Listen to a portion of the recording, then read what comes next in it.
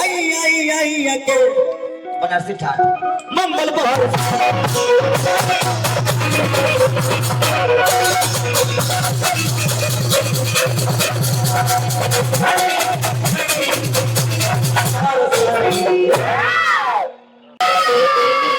अरे फेर जानी आई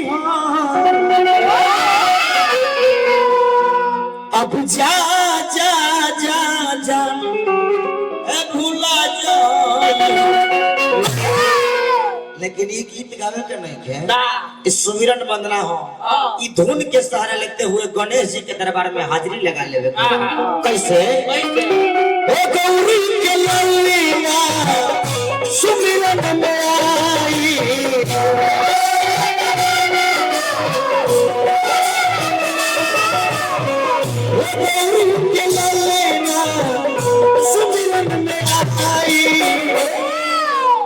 गौरी के ललना सुमिरन में आई ए बाबा आई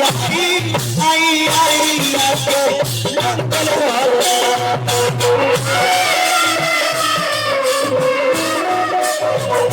आई आई आके मंगल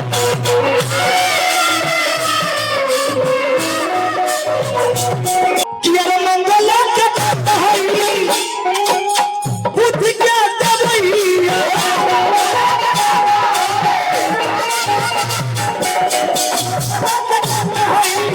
बुद्ध क्या दबैया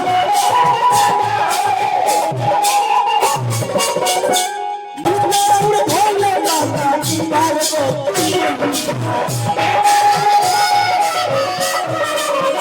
ए बाबा सबसे पहिल रौरे के बाबा हो बोलाई सबसे पहिल रौरे के सबसे पहिल रौरे के ए बाबा आई आई आई के बनारसी ठाट